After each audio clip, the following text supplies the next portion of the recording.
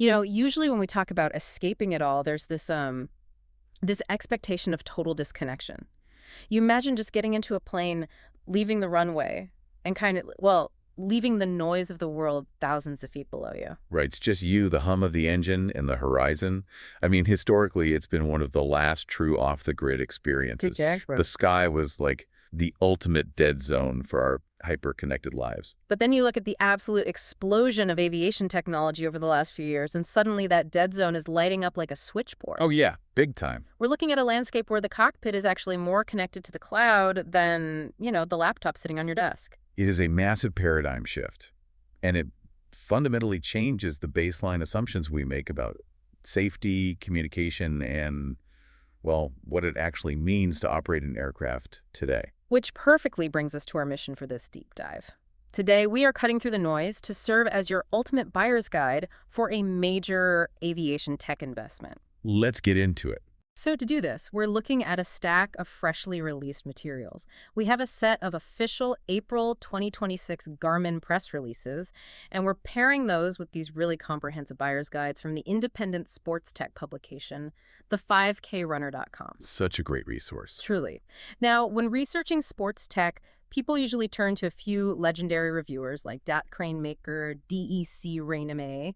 But today, we are specifically utilizing the deep 20-year endurance tech expertise of the 5krunner.com to really unpack this hardware. And they're the ideal lens for this analysis. Yeah. Because we're evaluating a piece of hardware that completely blurs the line between a high-end endurance sports watch and a certified piece of avionics. Yeah, we're talking about the newly released Garmin D2 Mach 2 Pro smartwatch. We'll be comparing it to its predecessor, the standard Mach 2, and exploring the broader, rapidly expanding Garmin aviation ecosystem. Right.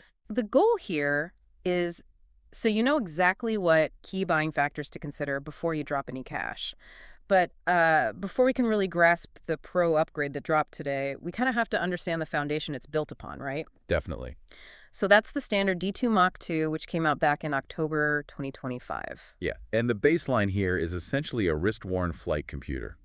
It's built on the hardware architecture of the Garmin Fenix 8 series. Yeah. So structurally, you're getting a premium build that is literally designed for physical abuse. We are talking about a highly vibrant 1.4-inch AMOLED display, which, is an absolute necessity for readability in a sun-drenched glass canopy cockpit. But for sure, you need to actually see the thing. Exactly. And that display is protected by a high-quality sapphire lens and then wrapped in a titanium bezel with a diamond-like carbon coating. And it feels incredibly rugged, too. But I really want to talk about the physical interface because they added these new leak-proof inductive buttons. Right, the inductive buttons. They solve a massive engineering headache. Well, traditional smartwatch buttons require physical stems that they penetrate the outer case and sit inside rubber gaskets.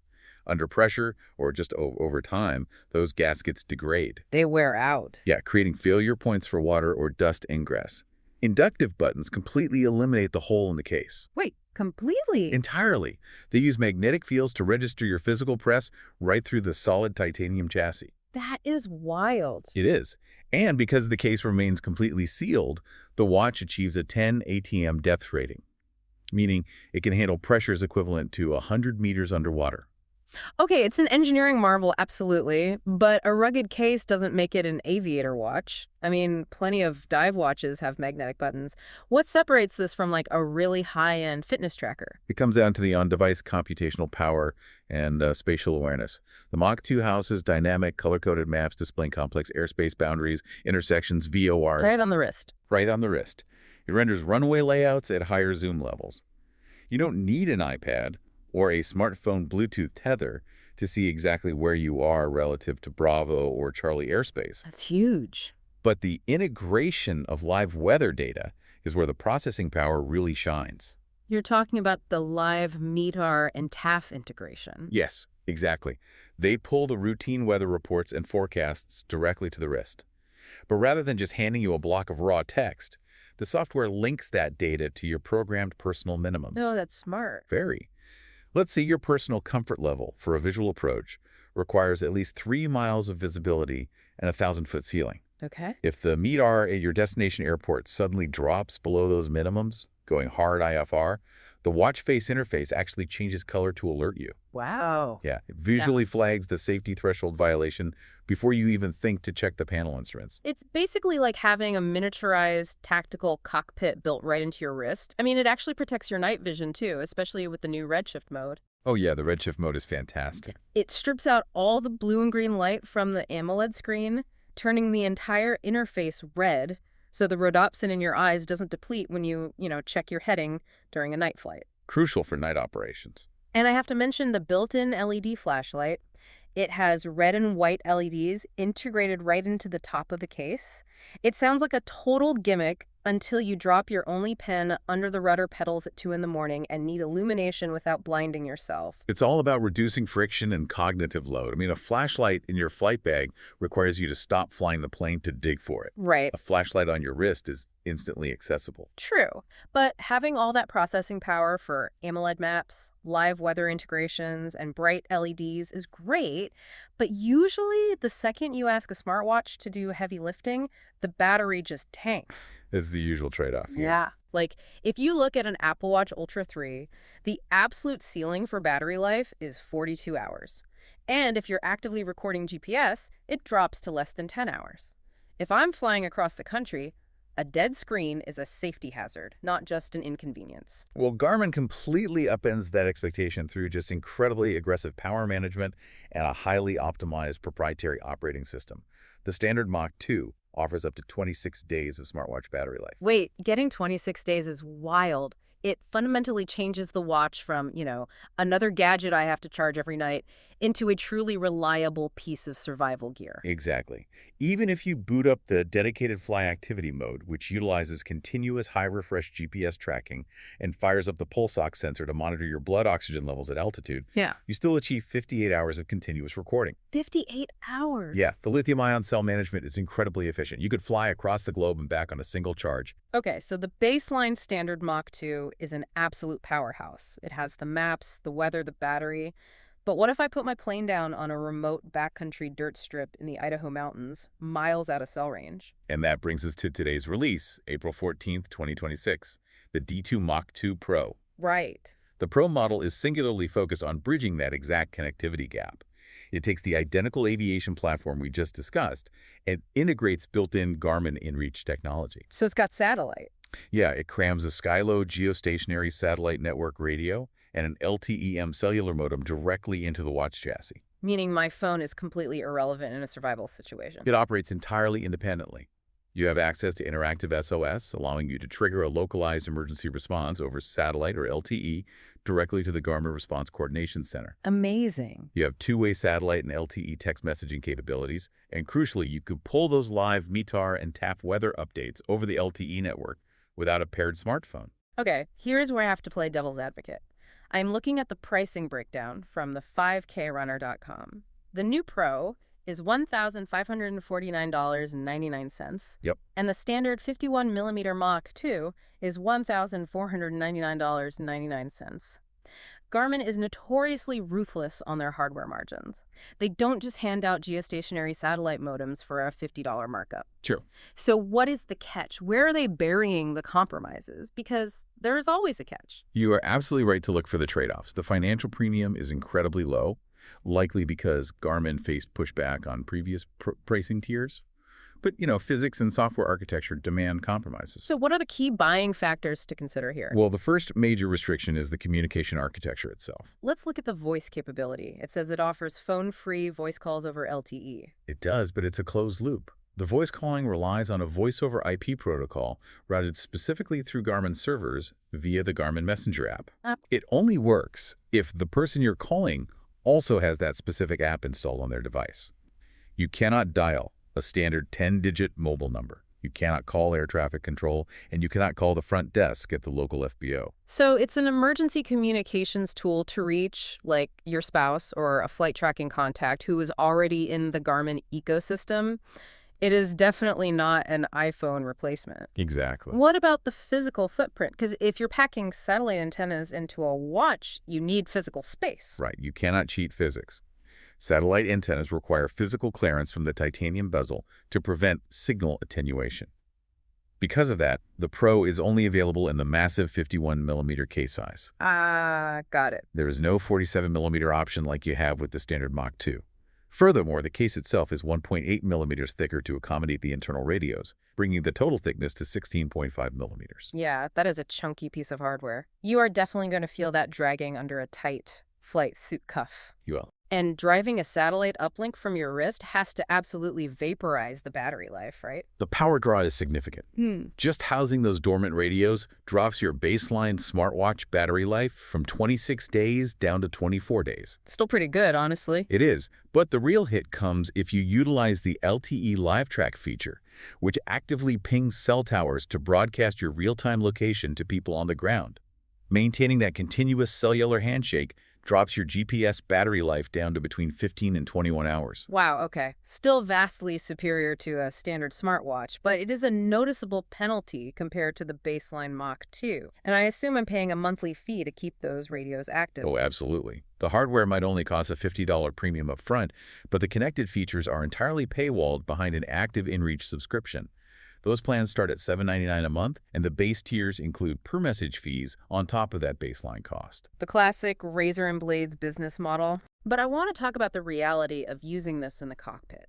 If I'm cruising at 10,500 feet, can I shoot a satellite text to my wife letting her know we have a headwind and I'm running late? You cannot. And this is perhaps the most critical buying factor for a pilot to understand. These satellite and LTE features are strictly engineered for ground use only. Wait, really? Why, if I have a line of sight to the sky through the canopy, why wouldn't the satellite connect? It's a combination of physics and federal regulations. Okay. From a physics standpoint, commercial cellular networks are designed for terrestrial speeds. When you're moving at 150 knots, the Doppler shift alters the radio frequencies, and your device attempts to handshake with dozens of cell towers simultaneously, which the network rejects. That makes sense. And from a regulatory standpoint, the FCC and FAA strictly prohibit airborne cellular transmissions to prevent that exact network congestion.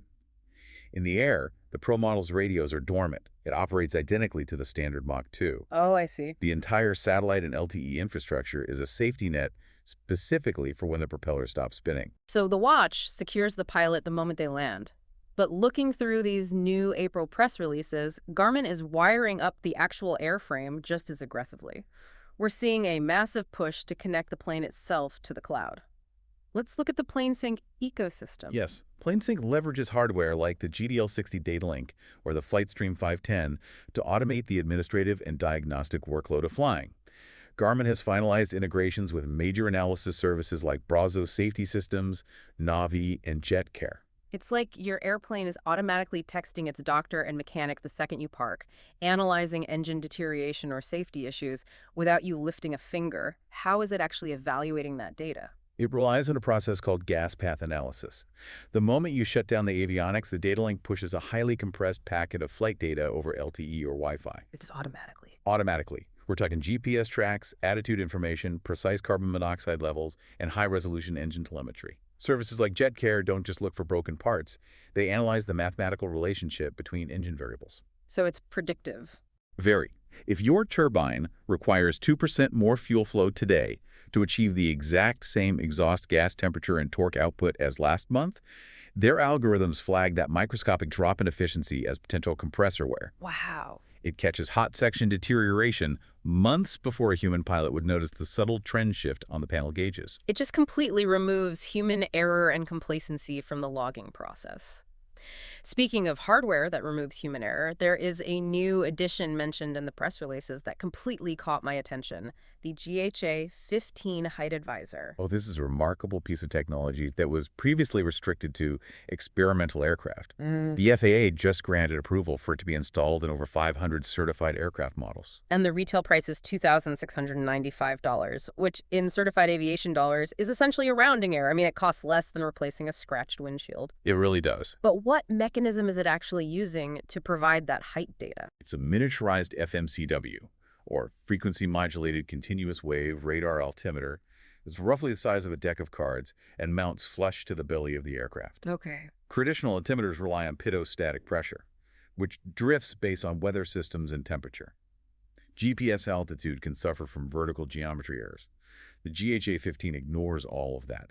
It blasts 24 gigahertz radio waves directly at the dirt beneath the wheels hundreds of times per second. So it's measuring the physical distance to the terrain, not relying on a barometric calculation. Precisely. It feeds that absolute distance data into your GI-275 electronic flight instrument. Beginning at 300 feet above ground level, it provides precise audio callouts into your headset. It literally counts down your exact height above the surface down to a single foot. Down to 1 foot. So when it calls out 10 feet, it means 10 feet to the actual sagebrush below you. Exactly. That is a game changer for those backcountry off-airport landings where you might actually need the Mach 2 Pro's off-grid satellite SOS feature. I mean, if you're landing on an unpaved ridge where you do not have reliable altimeter settings, having a radar bounce a signal off the rocks to tell you exactly where the ground is could be the difference between a greased landing and a collapsed gear strut. It creates an incredibly robust, overlapping web of safety. The radar gets you onto the remote runway safely. The PlaneSync data link uploads your engine health telemetry over the cellular network, and your watch provides an independent satellite uplink if you get stranded. We have the watch on the wrist, we have the data link and the radar in the panel.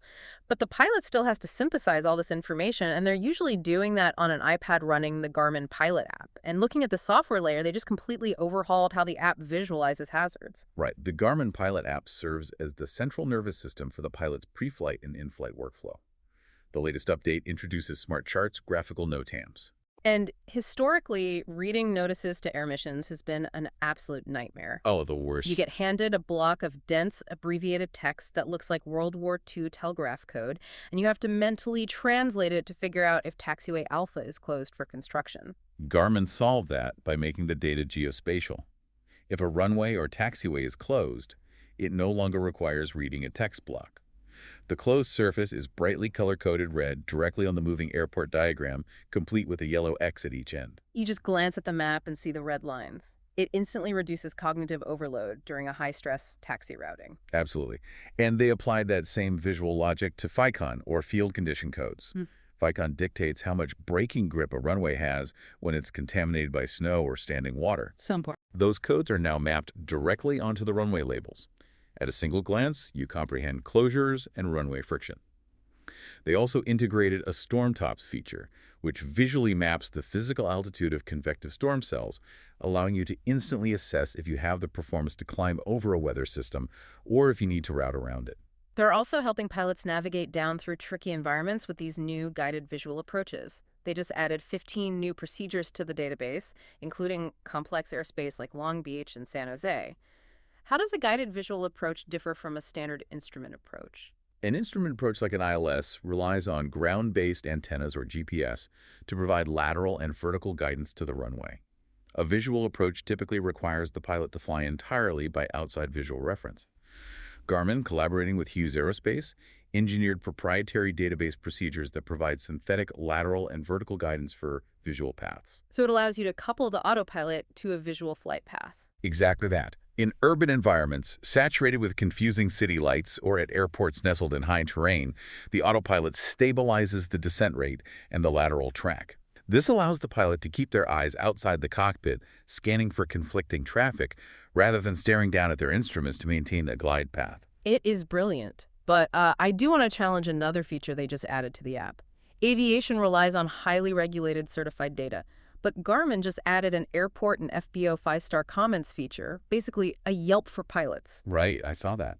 Is it actually safe to have crowdsourced opinions mixed into a primary navigation tool? It's a valid concern, but Garmin strictly segregates the certified navigational data from the community layer. The comments exist in the directory interface. And frankly, it bridges a massive gap between FAA charts and practical reality. How so? Well, certified data tells you the runway length. Community data tells you the courtesy car at the FBO has a dead battery, or warns you about a bizarre mechanical downdraft that always forms near the large corporate hangars on short final. You're crowdsourcing highly localized tribal knowledge. Okay, fair enough. Garmin is clearly building a walled garden here. They want you relying on their watch, their panel avionics, and their app. They're heavily incentivizing pilots to lock into this ecosystem. They're running a 15 for 12 subscription promo right now, offering 15 months of Garmin Pilot for the price of 12. And if there are any flight instructors listening, their Right Seat Rewards program is offering CFIs a massive 50% off the subscription through July 26th. They understand that once a pilot builds their workflow around these integrated tools, they rarely leave the ecosystem. Which brings us to the final synthesis. Based on this deep dive into the 5krunner.com's analysis and the technical specs of the hardware, how do you make a buying decision? Give us the bottom line on the wristwear. The decision matrix is actually quite straightforward. If you are a pilot who predominantly flies IFR within the established system, operating from paved city airports to paved city airports, always carrying a smartphone, always within cell range, you should optimize for battery life and a slimmer profile. Buy the standard D2 Mach 2. Or, if you're strictly managing a budget, the D2 Air X15 provides a substantial portion of the core aviation functionality for just $649.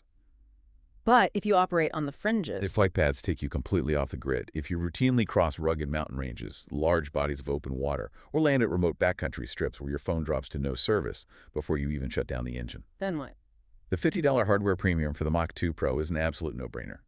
You're purchasing an interactive satellite lifeline bound directly to your wrist. You just have to accept the trade-offs. The watch case is noticeably thicker, the GPS battery life takes a hit, and you must maintain that minimum $7.99 monthly inReach subscription to keep the radios active. When you lay out the physics and the capabilities, it really is a small price to pay for that level of redundant security. But, analyzing all of this hardware does leave me with one final thought to chew on. What's that? As we established at the start, aviation used to be the ultimate escape, a guaranteed physical way to sever ties with the frantic world on the ground. But look at where we are now. We have a watch that routes text messages via geostationary satellites from a dirt strip. Yeah. We have turbine engines that automatically compress and transmit their own health diagnostics to cloud servers the exact second the prop stops spinning. We have navigation software driven by community reviews and 5-star ratings. It's wild. So as these data tethers grow stronger and faster, is the concept of being truly, profoundly off the grid in the sky completely extinct? And ultimately, is the loss of that total isolation worth the massive leap in survivability?